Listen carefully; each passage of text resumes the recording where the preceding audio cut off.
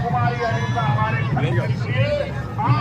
भाइयों को बाहर ललकारा है, आपको आप राखी की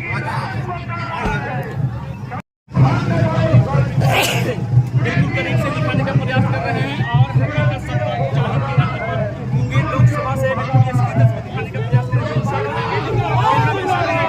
का काम करेंगे, आप लहर पैदा कीजिए और यह जो है महासंगम, भाई बहन का महासंगम, कुमारी अनीता और अनीता के भाइयों का संगम, कुमारी अनीता और उसके पिता के साथ मैं अपने वाणी को विराम देता हूँ। बहुत बहुत धन्यवाद।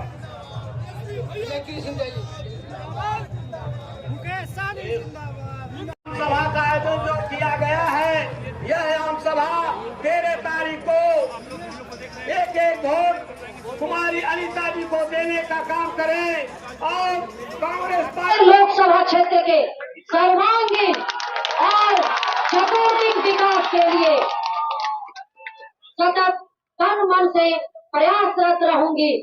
आपकी सेवा सूबे बिहार के स्वर्णिम भविष्य, लोकप्रिय, जनप्रिय और परम प्रिय आदरणीय तेजस्वी यादव जी, शोषित समाज के सारथी आदरणीय मुकेश सहनी जी एवं सभी मंचासीन नेतागण, जनतंत्र के प्राणवायु मतदाता मालिकों, भाइयों एवं बहनों, लोकतंत्र के सजग प्रहरी पत्रकार बंधुओं, प्रजातंत्र के दर्पण छायाकार मित्रों और सामंतियों के सीने पर अपने स्वाभिमान का परचम लहराने वाले मेरे हमसफर जीवन साथी परम आदरणीय श्री अशोक महतो जी,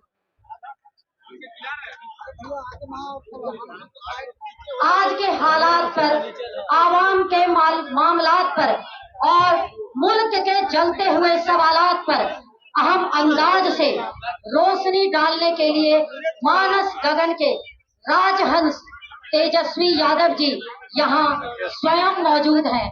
इसलिए चंद लम्हात में ही मैं अपनी जज्बातों का इजहार करना लाजमी समझती हूँ।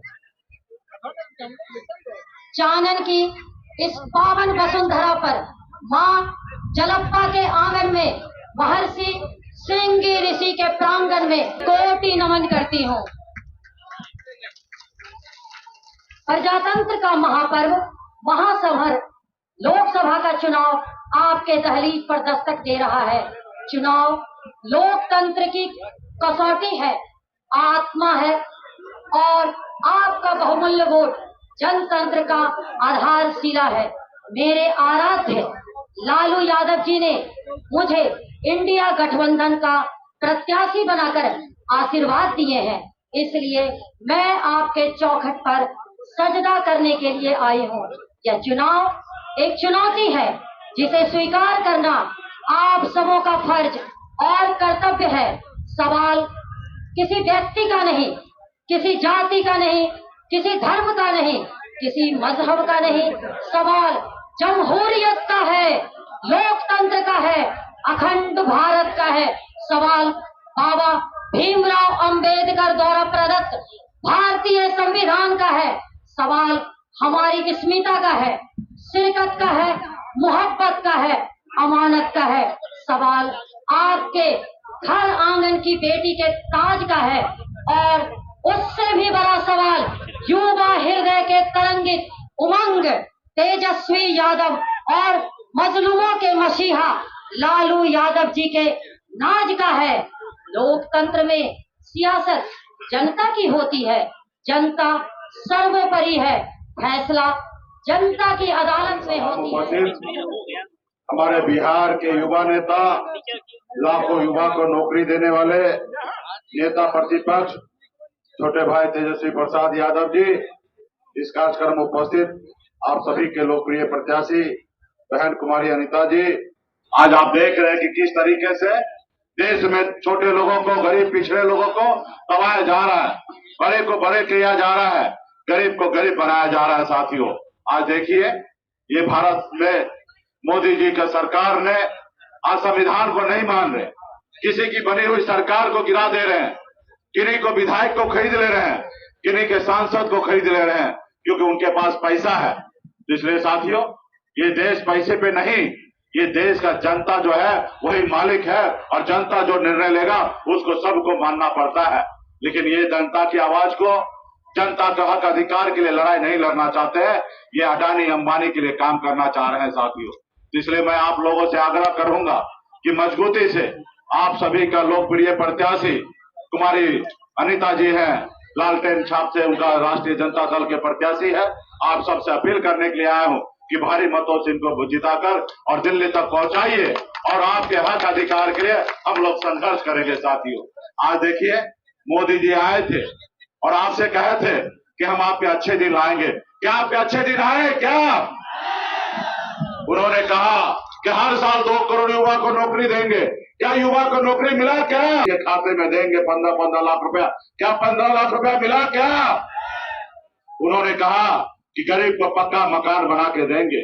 उन्होंने कहा किसान जो आत्महत्या कर रहे हैं, किसान की आय को दोगुना करेंगे। क्या किसान का आमदनी दोगुना हुआ? क्या अब बताइए, जब हमारे देश के प्रधानमंत्री अगर हमसे झूठ बोले फिर कैसे होगा? साथियों, आज हम लोग अगर आवाज उठाते हैं तो मोदी जी मानते हैं कि हमारा दुश्मन है। मोदी जी, हम कहना चाहते हैं कि हम आपका विरोधी दुश्मन नहीं है, हम आपके तीसरी आंख है, हम जनता की आवाज है। आपने जो वादा किया वही हम याद दिलाने के लिए आए हैं। साथियों, वही याद दिलाने के लिए आए हैं। लेकिन ये लोग हम लोग को दुश्मन मान रहा है, हम लोगों को कमजोर करने के लिए हर तरह से रास्ता निकाल रहा है। इसलिए तमाम यहाँ के हमारे जितने भी पार्टी के नेतागण, महागठबंधन के नेतागण है, यहाँ पे जनता है।